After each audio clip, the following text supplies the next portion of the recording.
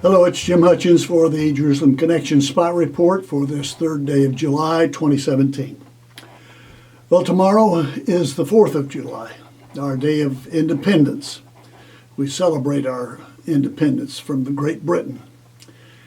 And we celebrate it by recalling the Declaration of Independence. And I want to digress from our normal subject matter today and just by way of stirring up your pure minds by remembrance, read the preamble to our Declaration of Independence. It was a unanimous declaration of the 13 United States colonies at that time. July 4th, 1776.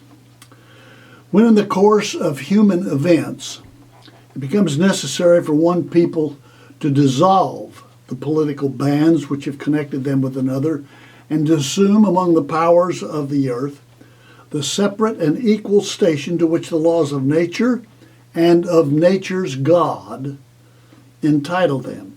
The laws of nature and nature's God have entitled this to this declaration and to what this declaration calls for.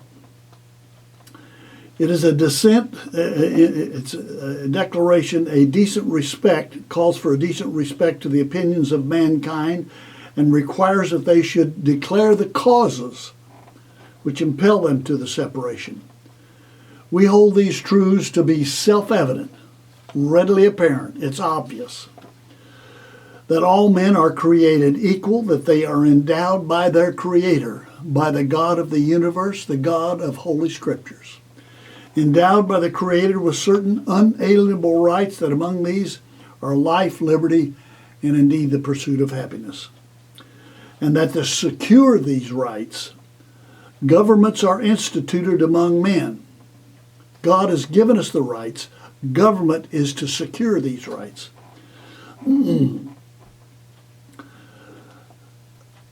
Deriving their just power from the consent of the governed. That's us. We vote and we determine what government does. Supposedly, that's the way it's supposed to work. That whenever any form of government becomes destructive to these ends, it is the right of the people to alter or to abolish it and to institute a new government, laying its foundation on such principles and organizing its powers in such form as to them shall seem most likely to affect their safety, happiness, and prudence.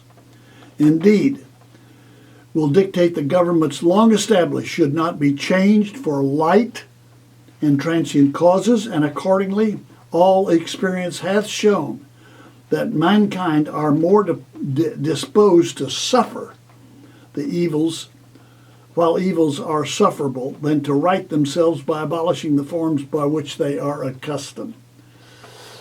It's easier to just endure the suffering than to abolish that which is causing the suffering. But when a long train of abuses and usurpations, pursuing invariably the same object, evinces a design to reduce them under absolute despotism, it is their right, it is their duty to throw off such a government and provide new guards for their future security. Such has been the patient sufferance of these colonies. Such is now the necessity which constrains them to alter their former systems of government.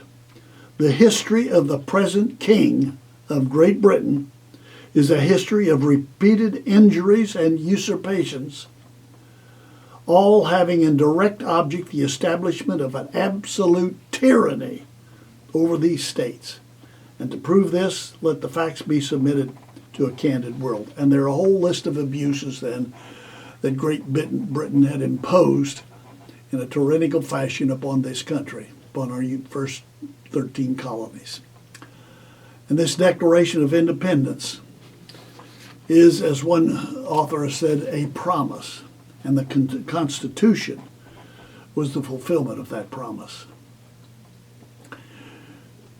We face the same kind of usurpation, abuses, direct attack upon our values, our principles, as did those 13 colonies.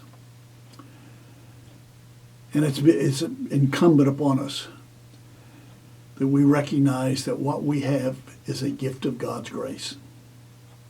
Alexander Hamilton said in 1775, the sacred rights, the God-given rights, the sacred rights of mankind are not to be rummaged for among our parchments or musty records. They are written as with a sunbeam in the whole volume of human nature by the hand of divinity itself, by the hand of God, the God of the Bible, by the hand of divinity itself, and can never be erased or obscured by mortal power.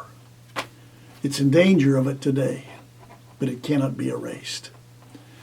And as believers, Christians especially, we need to remember what Paul tells us in Romans chapter 13. Everyone, he says, must submit himself to the governing authorities. For there is no authority except that which God has established. The authorities that exist have been established by God. And that is especially true of this country that has been endowed by God and by our Creator with the unalienable rights of life, liberty, and pursuit of happiness. We need to protect it. God help us to return to this declaration and claim the promises that are there. Till next week, Od Kiev O Shiloh, or until Messiah comes, Yivareka Yahweh. Yahweh bless you. Bless those you love. Bless those who love you.